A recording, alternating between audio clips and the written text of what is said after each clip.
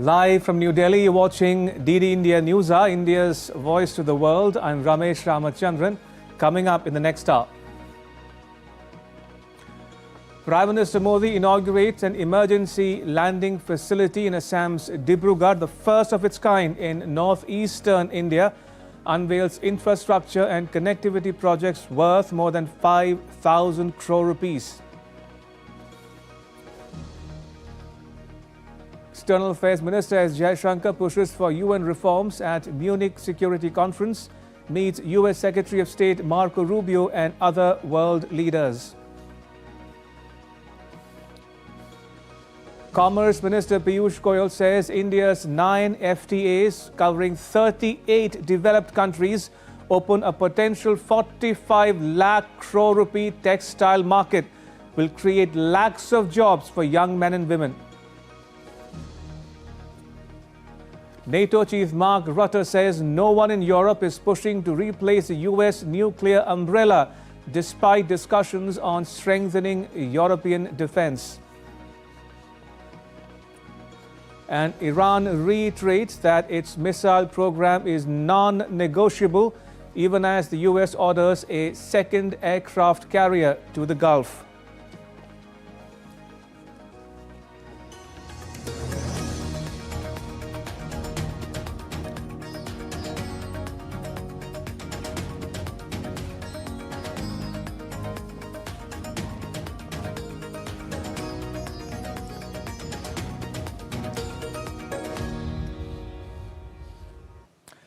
Prime Minister Narendra Modi on Saturday presided over a landmark moment in Assam, landing at the Northeast's first emergency landing facility on the Moran bypass in Dibrugarh aboard a C-130J Super Hercules aircraft, followed by a dazzling display of the Indian Air Force's might.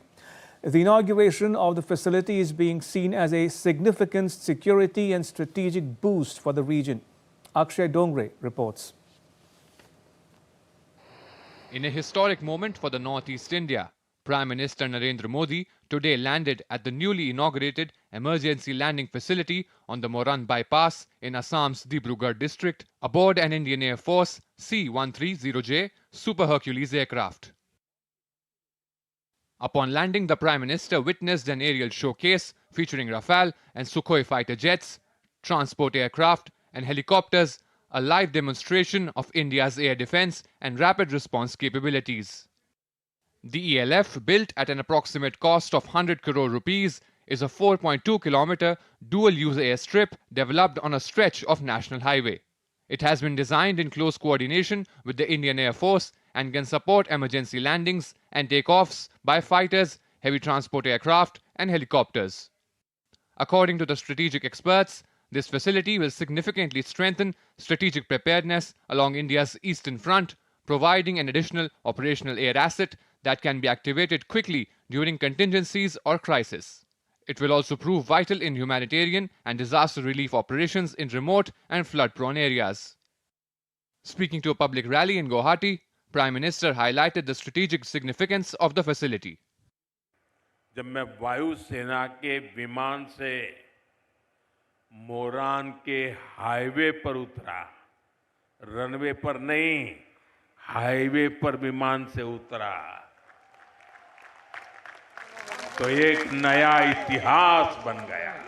और आज यहां ऐसे highway बनकर तैयार हो रहे हैं जहां सिर्फ गाड़ियां ही नहीं चलती, बल्कि हवाई जहाज भी लैंड करते हैं।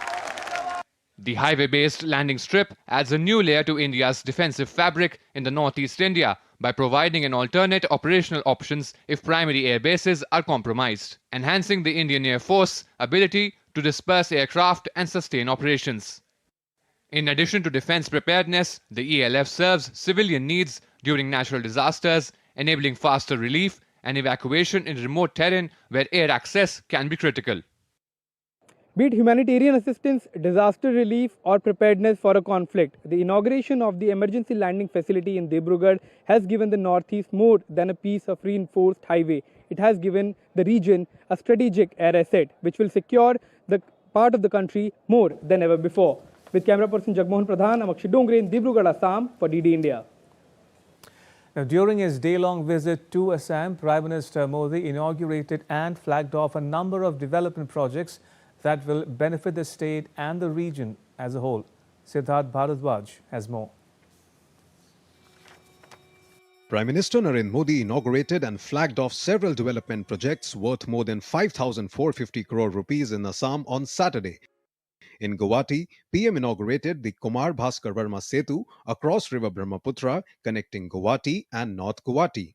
The 6-lane bridge, built at a cost of around 3,030 crore rupees using modern technology, will reduce travel time between Guwahati and North Guwahati to just 7 minutes, easing commute for thousands. The bridge is equipped with base isolation technology and a bridge health monitoring system.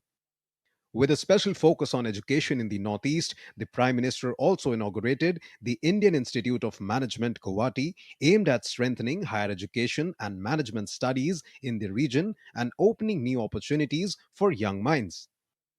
A national data center for the Northeast region was also inaugurated.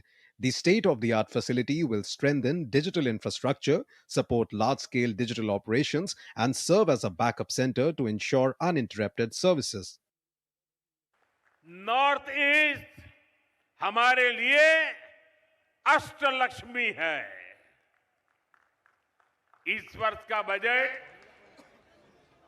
Ashtalakshmi के लिए BJP NDA के vision को और मजबूती देने वाला है। Budget में बहुत अधिक फोकस नॉर्थ ईस्ट को आर्थिक रूप से आत्मनिर्भर बनाने पर है। Prime Minister Modi also flagged off 225 electric buses under the PM e-Bus Seva scheme, of which 100 buses have been allocated to Guwahati. During his address, the Prime Minister took a sharp dig at the opposition, stating that while the Indian National Congress had neglected the Northeast in the past, his government is serving the region with commitment and sincerity. During the address, PM Modi also highlighted his vision for the continued development of the Northeast region. With Prime Minister Narendra Modi's vision, a new chapter of growth, development and progress is being written in Assam. From major infrastructure projects to educational institutions, these initiatives accelerate the transformation of the state. With camera person Bimlesh Kumar, this is Siddharth Bharadwaj reporting for DD India in Guwahati. And Siddharth Bharadwaj now joins us for more. Siddharth, tell us more about the various development projects that the Prime Minister unveiled. Definitely. First of all, a very good evening to you, Ramesh, from Guwahati. And you stated that rightly. Prime Minister Narendra Modi today inaugurated and flagged off various projects here in Guwahati. And, starting with the Kumar Bhaskar Verma Setu, this is a very, very special bridge that Prime Minister Narendra Modi inaugurated, and which also goes on to show Prime Minister Narendra Modi's vision when it comes to the development of Northeastern region and the development of Assam as well. Why this bridge is significant, Ramesh? Because first of all, let me just tell you, it is built at a cost of somewhere around 3,030 crore rupees, and it will cut the travel time when it comes to Guwahati and North Guwahati to just 7 minutes from earlier 1 hour. So you can see the things which have been kept in perspective while making this bridge. This bridge is built with modern technologies as well. It has base isolation technology. This bridge also has a real-time monitoring system for early damage detection. And this bridge is Northeast India's first extra dose bridge, Ramesh. So when I say extra dose, it means that it is somewhere a cross between the girder bridge and also the cable stayed bridge. Apart from the fact, Ramesh, this bridge is dedicated to Kumar Bhaskar Verma, which goes on to show that India's vision is being strengthened when it comes to Vikas Bhi and Virasat Bhi. Apart from that, Prime Minister Narendra Modi also inaugurated data centers. So in a layman language, we can say a data center is just like a brain which stores data. It strengthens, it is strengthening, in fact, the Digital India mission and digital connectivity across the entire Northeast region. Also, it will support the government applications. Apart from that, it would act as a backup to other national data centers. So the National Data Center for Northeastern Region is inaugurated today by Prime Minister Narendra Modi. Apart from that, Prime Minister Narendra Modi also inaugurated IIM Guwahati. Right. That goes on to show that the education is a top priority when it comes to Prime Minister Narendra Modi, especially in the Northeast region, and his vision of developing this particular region. Prime Minister Narendra Modi also inaugurated 225 electric buses under the PM e-bus Seva, of which 100 were allocated to Guwahati. So all in all, various projects were flagged off and inaugurated today by Prime Minister Narendra Modi for the development of the Northeast region and for the people of Assam as well. And people have expressed their happiness, over these developments, and they have said that Prime Minister Narendra Modi, under his visionary leadership, as they say, this region has seen a massive improvement. Ramesh. Also talk to us a bit, if you will, Siddharth, about the Prime Minister's other engagements. He held a roadshow and also addressed a rally. Definitely, Ramesh. Prime Minister Narendra Modi held a roadshow and also addressed a rally. While addressing the rally, Ramesh, Prime Minister Narendra Modi talked about his double-engine government and the way the government is working towards the welfare of the people of Assam and for the welfare of the people of the Northeast. Prime Minister Narendra Modi has said that development of Northeast is a top priority, and he termed Northeast as Asht Lakshmi. Prime Minister Narendra Modi, while addressing the rally, has also said that in the recently announced budget for the financial year 2026-27, a special focus has been kept on the Northeast region to make especially the Northeast region a self-reliant region.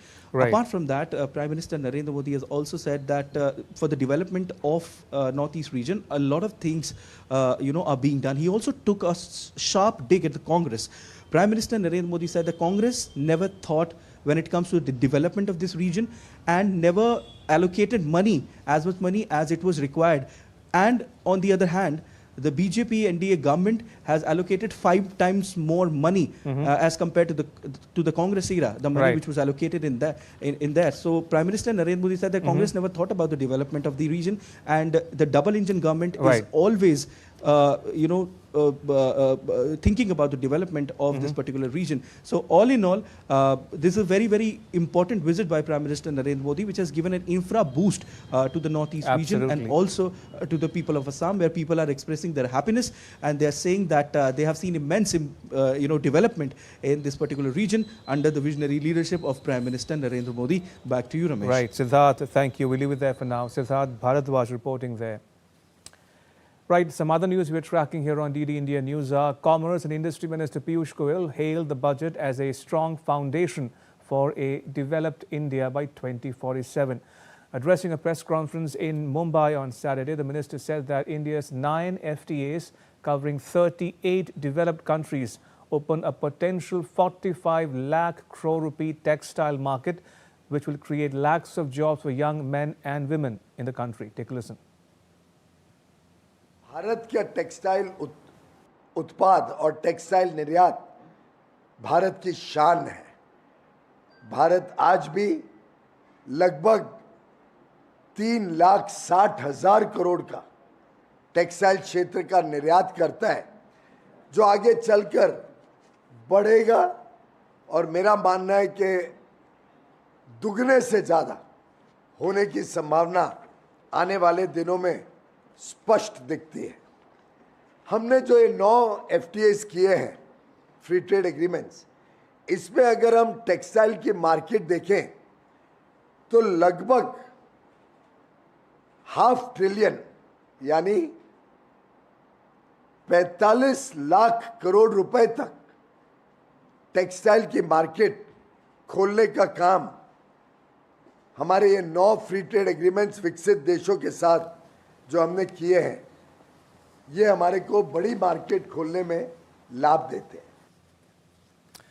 The cabinet, chaired by Prime Minister Modi, approved the launch of an urban challenge fund with a total central assistance of 1 lakh crore rupees. On Saturday, Information and Broadcasting Minister Ashwini Vaishnav said that a special focus would be on Tier 2, 3 and 4 cities besides the Northeast and Hill regions. Urbanization बहुत तेज़ी से हो रहा है। शहरों में जो challenges हैं उनको सॉल्व करना ज़रूरी है। उनको सॉल्व करने के लिए कल माननीय प्रधानमंत्री श्री नरेंद्र मोदी जी ने कैबिनेट में अर्बन चैलेंज फंड को स्वीकृति दी है। ये 1 लाख करोड़ रुपीस का प्रोजेक्ट है। इस 1 लाख करोड़ के सरकार के इन्वेस्टमेंट से टोटल 4 लाख करोड़ रुपए का इन्वेस्टमेंट आएगा अर्बन एरियाज के लिए। The Cabinet approved a Startup India Fund of Funds 2.0 to mobilize venture capital for the nation's startup ecosystem. The 10,000 crore rupee corpus is designed to support deep tech, innovative tech-driven manufacturing and early growth stage startups.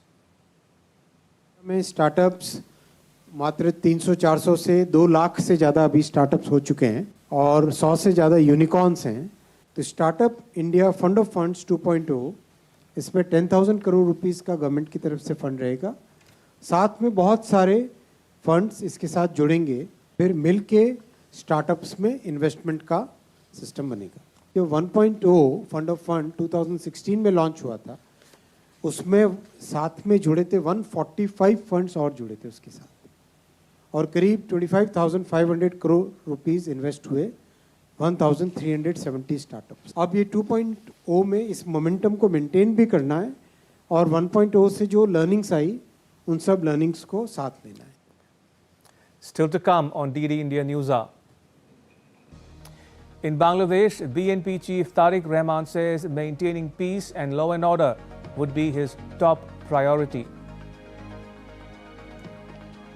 And China scraps tariffs for all but one African country from the 1st of May. More on that after the break.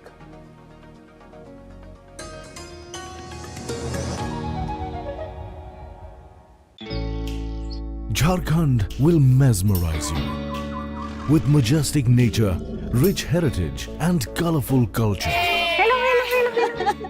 Johar. Arey, it fits perfectly. Thank you. Full workout हो गया. Ready?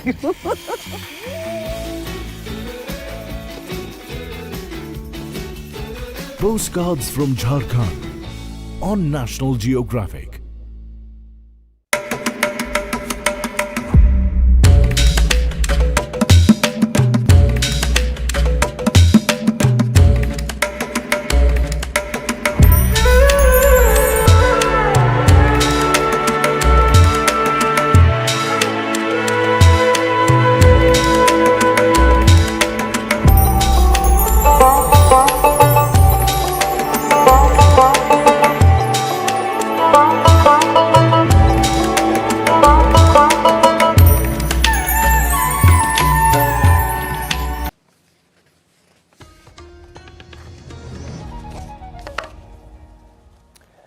Welcome back. You're watching DD India Newshour. I'm Ramesh Ramachandran. At the Munich Security Conference in Germany, world leaders discussed security challenges and global stability. External Affairs Minister S. Jaishankar highlighted UN reforms and a multipolar world. US Secretary of State Marco Rubio reassured Europe on transatlantic ties, while EU Chief Ursula von der Leyen called for a closer EU-UK cooperation. The annual Munich Security Conference is underway in Germany, bringing together global leaders to discuss major security challenges and reinforce international norms and stability. Representing India, External Affairs Minister Dr. S. Jaishankar emphasized the need for urgent UN reforms and shared India's perspective on a multipolar world. He spoke at the session, Navigating Uncertainty, India and Germany in a World in Disarray, engaging with his German counterpart, Johann Wadefull. When we looked at all the big polls, I think the one which was most under-realized was our relationship with Europe. And within Europe, in fact, in many ways, our relationship with Germany. If I were to say what has changed in the recent past, we've had really two big back-to-back events in India. The visit of Chancellor Merz. I think it was his first visit to Asia. And then the India-Europe FTA, which President von der Leyen described as the mother of all deals. India's Finance Minister Nirmala Sitharaman is also attending the conference, highlighting India's commitment to protecting climate-affected communities and forest ecosystems. Working for climate and saving, let's say, the climate from human actions. That is one thing we need to address, no doubt. But equally, countries like India are worried about communities which are affected by climate change. So the government is going to have to look at saving climate for itself, because that has long-term implication on all of us, and equally saving communities from the changes which happen because of climate change. At the conference on Saturday, US Secretary of State Marco Rubio sought to reassure Europe, calling for a revitalized transatlantic alliance to strengthen global cooperation. We do not seek to separate, but to revitalize an old friendship and renew the greatest civilization in human history. What we want is a reinvigorated alliance that recognizes that what has ailed our societies is not just a set of bad policies, but a malaise of hopelessness and complacency. EU Chief Ursula von der Leyen urged Britain and the EU to work more closely on security, economy, and defending democratic values a decade after Brexit. Europe, and in particular the UK, should come closer on security, on economy, on defending our democracies. 10 years from Brexit, our futures are as bound as ever. The high-powered gathering comes as Russia-Ukraine conflict enters its fifth year. European leaders pledged to shoulder more responsibility for NATO's shared defense commitments. The Munich Security Conference underscores the growing importance of global partnerships, collective security, and multilateral cooperation in addressing today's complex geopolitical challenges. Bureau Report, DD India.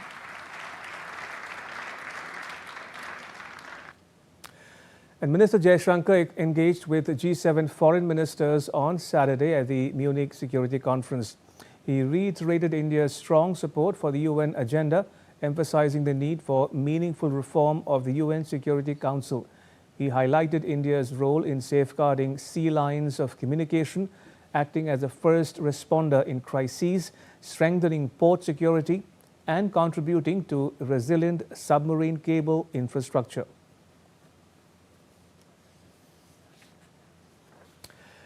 In other news, US President Donald Trump publicly calls for regime change in Iran as Washington, D.C. sends a second aircraft carrier to West Asia to mount military pressure on Tehran.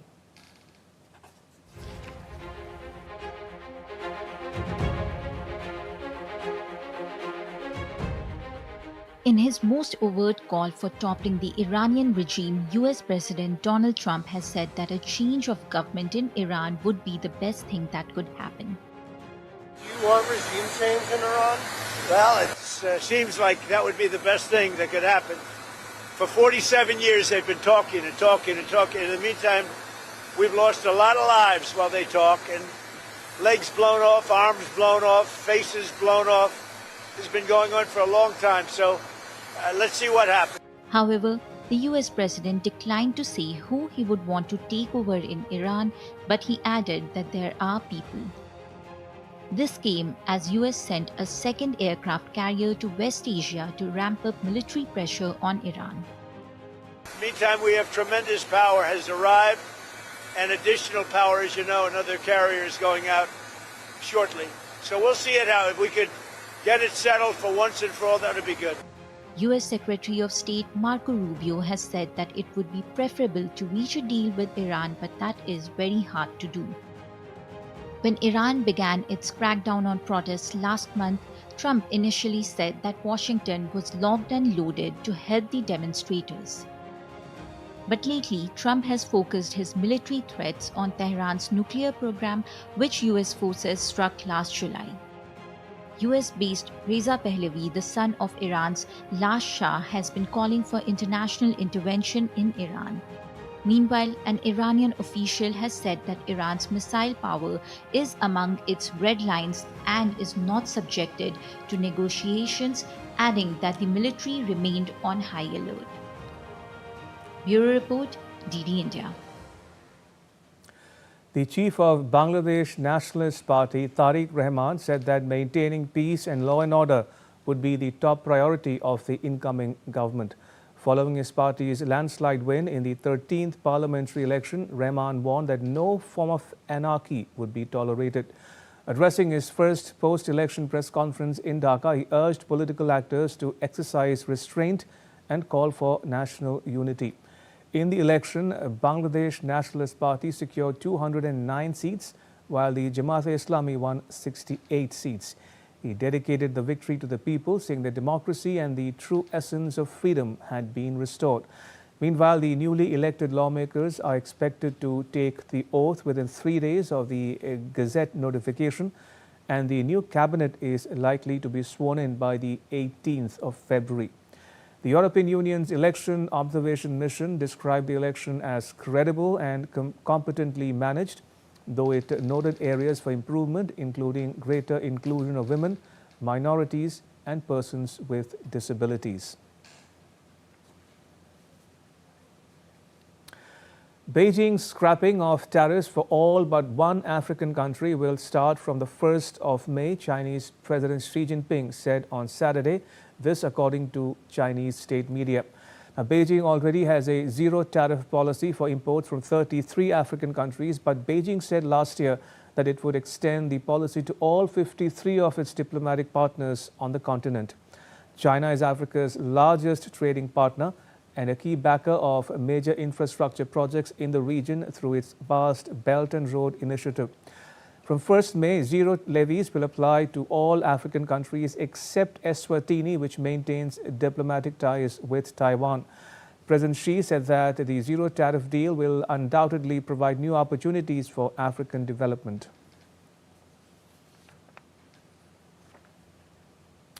All right, now take a look at what else is making news around the world.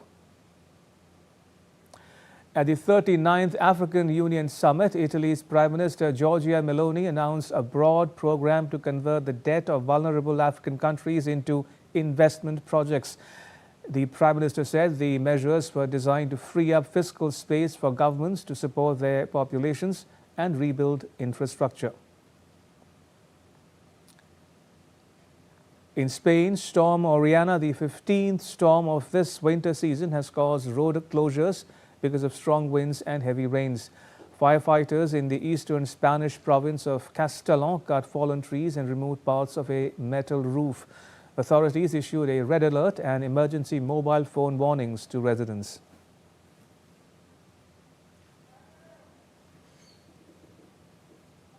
An immersive new exhibit on Japanese animator Hayao Miyazaki's 2008 film Ponyo opened on Saturday at the Academy Museum in the U.S. city of Los Angeles. The show invited visitors, especially children, to explore over 100 original Studio Ghibli artworks, production sketches, and hand-drawn art boards.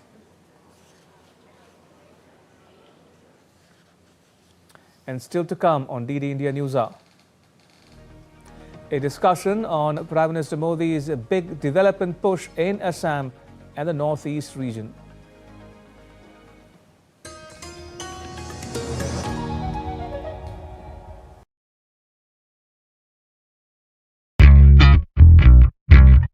I'm on a quest to explore the history of Goa.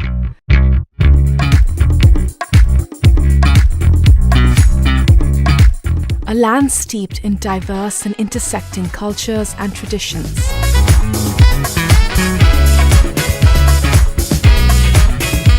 I think this is one of my favorite pieces of art in the city. Here, influences from multiple faiths coalesce in beautiful ways. From religious sites to charming villages and vibrant streets.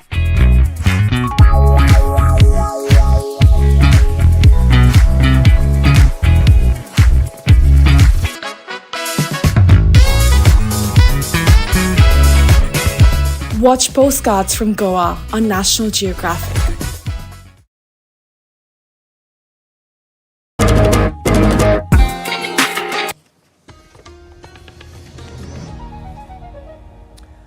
Welcome back. You're watching DD India News Hour. I'm Ramesh Ramachandran. A quick recap of the headlines. Prime Minister Modi inaugurates an emergency landing facility in Assam's Dibrugarh, the first of its kind in northeastern India, unveils infrastructure and connectivity projects worth more than 5,000 crore rupees. External Affairs Minister S. Jaishankar pushes for UN reforms at Munich Security Conference, meets US Secretary of State Marco Rubio and other world leaders. Commerce Minister Piyush Goyal says India's 9 FTAs covering 38 developed countries open a potential 45 lakh crore rupee textile market, will create lakhs of jobs for young men and women. NATO Chief Mark Rutte says no one in Europe is pushing to replace the US nuclear umbrella despite discussions on strengthening European defense. And Iran reiterates that its missile program is non-negotiable even as the US orders a second aircraft carrier to the Gulf. Now, New Delhi is hosting India AI Impact Summit 2026 from 16th to 20th February. The summit is anchored in 3 sutras: people, planet and progress, which define India's approach to cooperation on AI. Now, sutra is Sanskrit for a rule or formula. The summit will bring together global leaders, policymakers, innovators and experts from across the world to deliberate on the way forward on AI. Now, at the invitation of Prime Minister Modi, heads of 20 countries and ministerial delegations from 45 other countries would be participating at the summit. UN Secretary General Antonio Guterres and officials from other international organizations will join the deliberations. The summit is being positioned as the first major global AI gathering in the global south. It comes at a time when global AI ecosystems are undergoing a significant shift. While large language models have shown rapid progress, policymakers and experts have increasingly highlighted the need for stronger data governance, diversified AI architectures, and sector-specific deployment. Electronics and Information Technology Minister Ashwini Vaishnav has said that artificial intelligence will power the 5th industrial revolution with a focus on societal impact, adoption and governance. Speaking at an event on Saturday, the minister underlined that today every large semiconductor company in the world is designing its most modern chips in India. Our entire IT industry is built on free flow of data. The entire world's data is brought to India to do the processing here and do the operations of the companies, global banks, global insurance giants, global retail, global logistics. That entire data comes to India, gets processed here. The semiconductor program is the foundation of data-based economy, and sovereign models is the foundation of having those AI-based services. All right, joining us for a discussion on the Prime Minister's day-long visit to Assam is our special guest, Mr. Subimal Bhattacharjee. Mr. Bhattacharjee, welcome to DD India News Hour. Now, first off, what did you make of the Prime Minister's big infrastructure push in Assam? Chandran, as you know, the Prime Minister has focused on Assam in all these 11 years that he has been the Prime Minister, and particularly there has been significant improvement in all forms of communication, whether it's the road, whether it's the railways, the ports, the airports. And today what you saw, the emergency landing facility in Upper Assam, that has happened. I think that has given a completely different twist to all of that's happening. And the people of Assam now know that they have the best of the infrastructure, that even aircrafts can land on the road. So I think, overall, the efforts to connect the Northeast and, the different parts of Northeast via all these means has been phenomenal. And with every visit, the Prime Minister is actually showing, how much he cares for the region. And every of those, in the last 6 months, if you have seen the number of visits that she has made, with each visit, you would see, one or two infrastructure projects either being inaugurated or, being commissioned. So I think, that's a great story for the Northeast per se, but even for the country. Indeed. Thank you for that overview. Since you referred to it, do you think the dramatic touchdown and takeoff of military aircraft from what is known as an emergency landing facility will go a long way towards boosting the security of the entire northeastern region?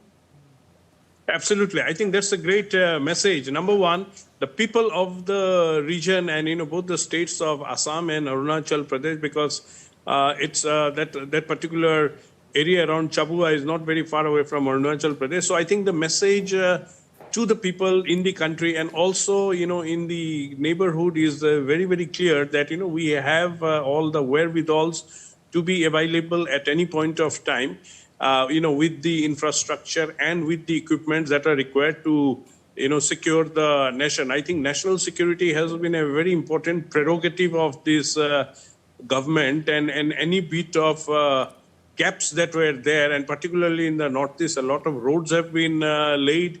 Of course, railways have been laid. And now, in these roads, if you're able to land aircrafts also from an emergency perspective, I think that is absolutely the message that everyone wants to see, even across the whole nation.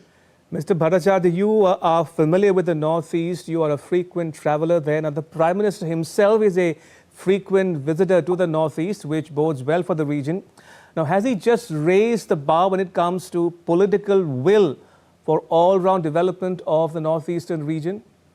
Absolutely. I think, that's the hallmark. We haven't seen a Prime Minister, visiting Northeast so many times. And, first, when he came to power, in 2014, he took the task of completing many of the unfinished infrastructure projects, whether it was the bridges, whether it was the road, whether it was the Gorge project, conversion work of, the Lumding-Silchar stretch. And now you see Manipur, Mizoram, Tripura, Meghalaya, all are now connected to the rail network. Then you saw the new airports coming up, the airport that has been there in Holongi has given Arunachal a new leash of connectivity. The quality of roads, last month I drove from Dibrugarh to Pasighat in Arunachal. I haven't seen such a beautiful road in many parts of the country, So the amount of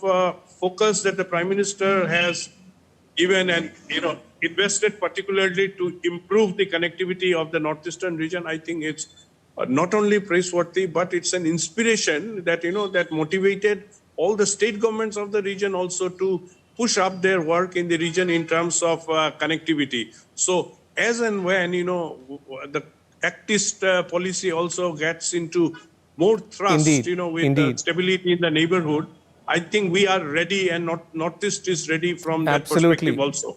Indeed. What you said just now gives me a perfect segue to my next question to you, Mr. Bhattacharya. If we take a step back and look at the map of the region as a whole, as you correctly mentioned, India's Act East policy is actually anchored in the northeastern states.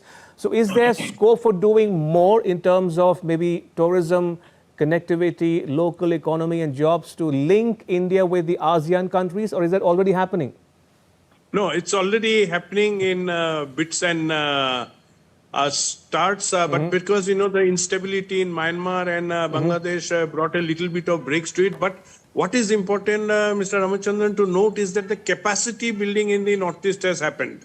The tourism infrastructure in the region has come up significantly. The connectivity ecosystem is set in place. Right. So while, small trades here and there are already happening, and, there are occasional business meets where now a lot of people from the Northeast also travel to Thailand and all to participate in those.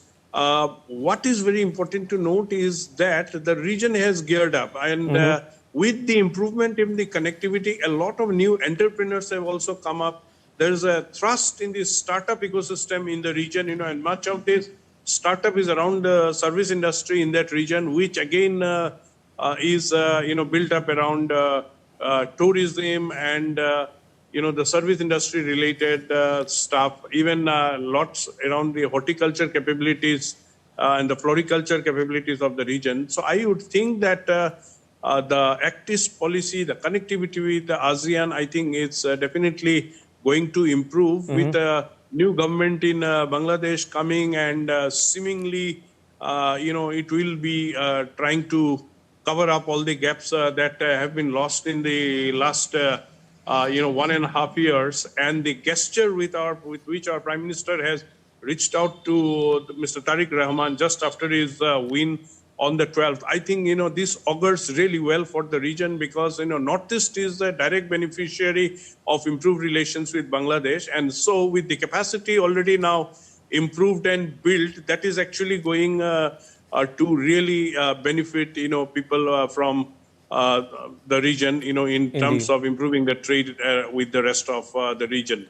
Mr. Bhattacharjee, pleasure as always to talk to you. Thank you for your time. Appreciate it. Thank you so much.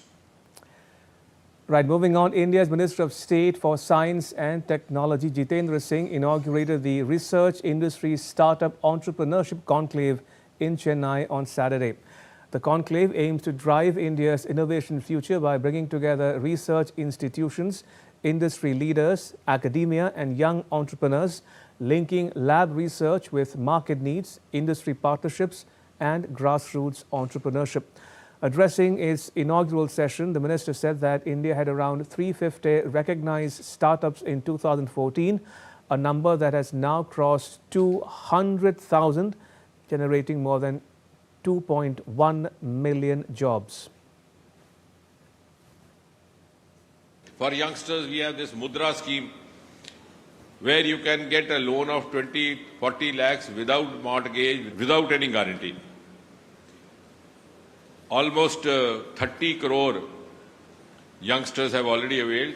Today we have more than 2 lakh, which have generated 21 lakh jobs. And out of that also, I think about 50-60,000 are women-led startups. So to talk about all these things, the source is same, the gadget is same, there is democratization of opportunity, everything available on your mobile smartphone. Still to come on DD India Newshour. Preparations on in Ayodhya for the festival of Maha Shivratri on Sunday. And in cricket, fans from across the globe gear up for a marquee T20 World Cup clash between India and Pakistan in Colombo on Sunday.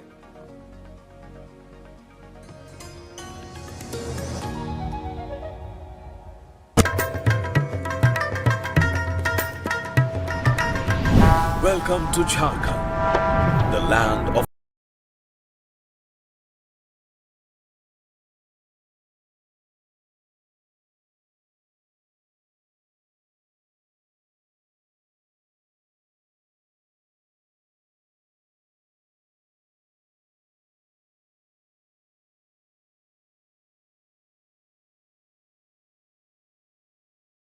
forests.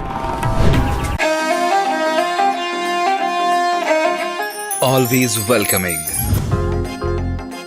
The vibe.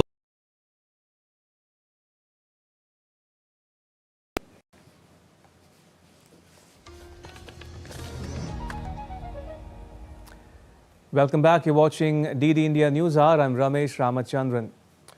Porvorim came alive as the Viva Carnival 2026 kicked off in India's coastal state of Goa on Friday. The festivities focus on showcasing authentic Goan culture through its famous float parades. The 5-day festival will reach its grand finale on 17th February with simultaneous parades in Mapusa and Morjim.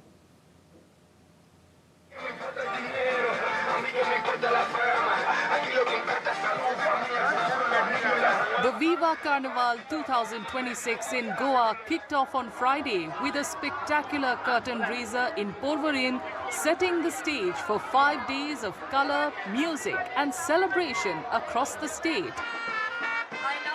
The parade was flagged off by State Tourism Minister Rohan A. Kaunte in the presence of several dignitaries, marking the formal start of the festivities. Carnival is one of the most important festival of Goa, celebrated right from the day of independence. The day Goa got liberated, we have been celebrating from 1965. It calls for communal harmony. People from every part of the state celebrate it in different forms. We have tourists coming from international destinations and domestic destinations, especially for this carnival. And we celebrate the carnival in the old manner.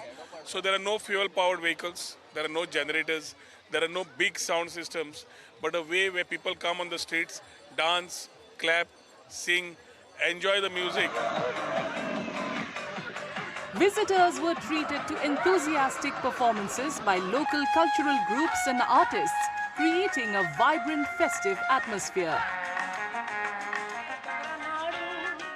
This is very vibrant, and the very good part is it's about the people, for the people, and it's showing the Goan culture, so I'm really loving it. No, it's just all very good. We've never been to a carnival in India before, so it's excellent. All good fun. Over the next few days, the celebrations will light up different parts of Goa as the state gears up to enjoy one of the most cherished cultural festivals in full splendor. Now, preparations are on in full swing in the temple city of Ayodhya in Uttar Pradesh for the celebration of Maha Shivratri on Sunday. With a large influx of devotees expected, elaborate security and crowd management arrangements have been put in place. Elaborate arrangements are being made in the temple city of Ayodhya in Uttar Pradesh for Maha Shivratri on Sunday.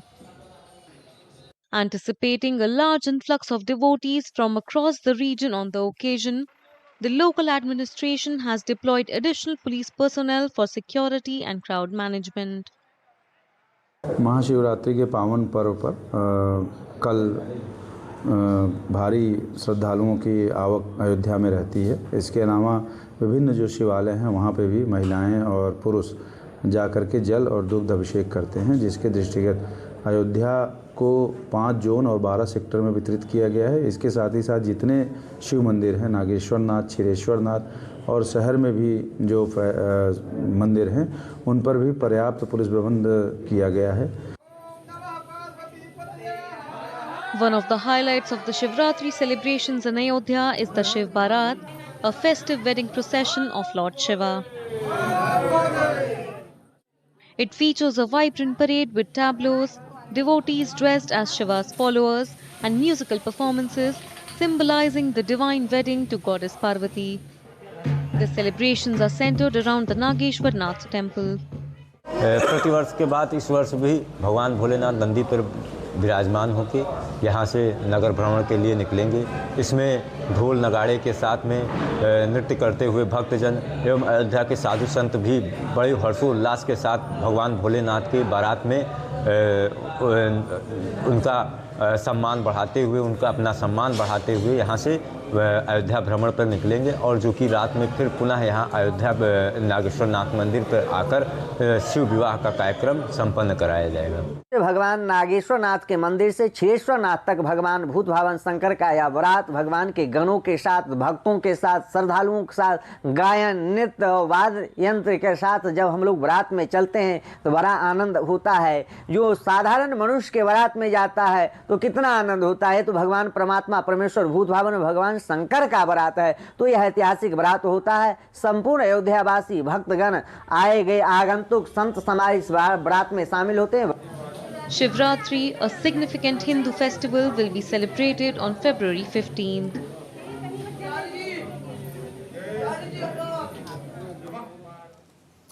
And now to all the news from the world of sport. One of the biggest rivalries in world cricket returns as India take on Pakistan in a blockbuster T20 World Cup clash in Colombo on Sunday.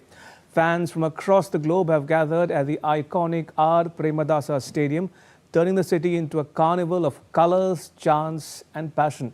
DD India's Narayan Singh brings us this exclusive report from Colombo. Not only the cricketers are preparing for the marquee clash between India and Pakistan, but the fans are also preparing. Each and every fan is trying to find out a unique way to show his love for the game.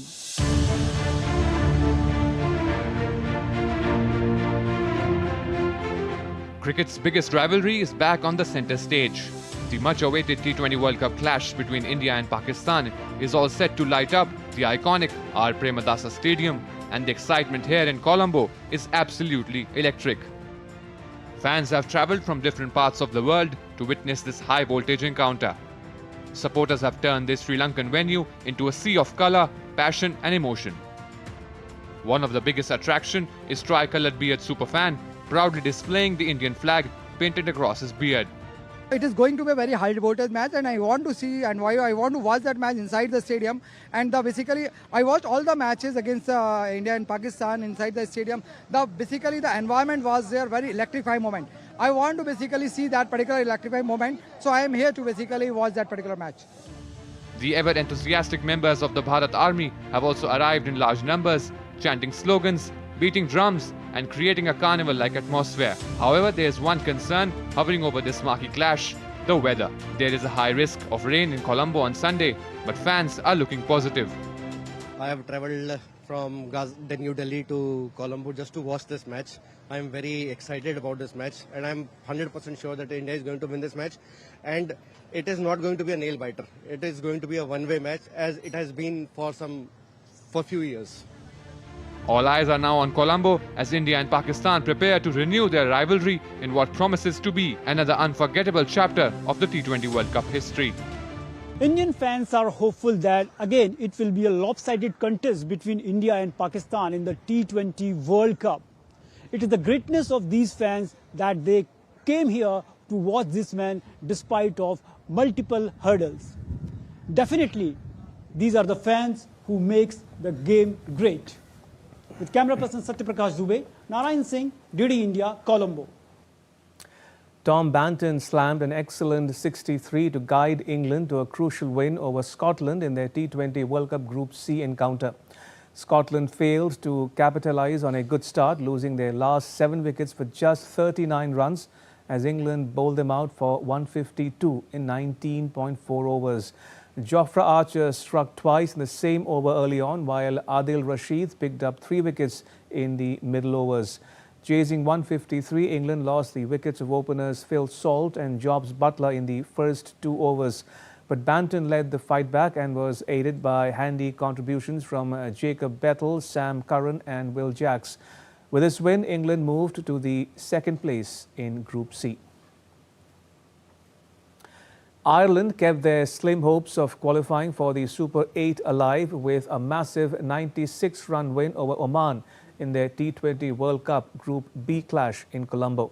Ireland were under pressure at 64 for 4, but a sensational knock of 94 by stand-in skipper Lorcan Tucker guided them to a mammoth total of 235 for 5 in 20 overs.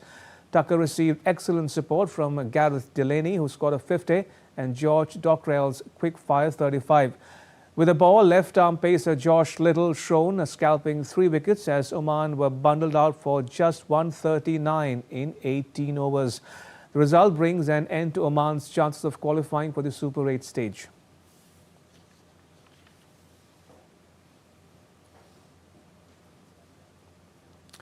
As the NBA All-Star event kicks off in the U.S. city of Los Angeles, stars from the world of entertainment and sports gathered for a sporting spectacle. The next report tells you more. Sports gets even more enticing as the NBA All-Star 2026 event kicks off in Los Angeles with a packed venue where big stars walked the green carpet. From rapper Glorilla to actor Key to sports stars Jeremy Lin and Jason Williams, the teams were mixed for this year's NBA All-Star Celebrity Game. Speaking at the event, former basketball player Richard Jefferson said that such events are really beautiful. For me, I think it's a beautiful thing to be able to get basketball really spread around the world. This is all, in my opinion, about showing people that everyone plays basketball. It's not just these great athletes, it's people that are actors. On the other hand, actor Simu said that he's a big fan of Jeremy and loves attending such events with him. You know, I got to go with my boy Jeremy. He and I have run charity basketball games together for a really, really long time now, and we always find ourselves on the court together. So I'm such a big fan of his, and I'm, very lucky to call him my friend. Speaking on the importance of basketball, Taco Fall, professional basketball player, said that God changed his life through the sport and he is grateful to be a part of this event. God changed my life through basketball. I'm just, a kid from Africa. I came to the States when I was 16 years old to play basketball and go to school, and my whole life shifted from there. So I'm very grateful to be here. I'm very grateful for the opportunity. The professional all-star game that blends entertainment with basketball is a yearly activity, and this time the fans are set to be dazzled on the 15th of February, Sunday, when USA Stars will take on Team World. Sports Desk, DD India. And that's all for this edition of DD India Newshour. You can get the latest news on the DD India mobile app on both Android and iOS platforms. Scan the QR code to download it. And we'll be back with more news as it breaks. I am Ramesh Ramachandran from all of us here in New Delhi. Thanks for watching DD India Newshour.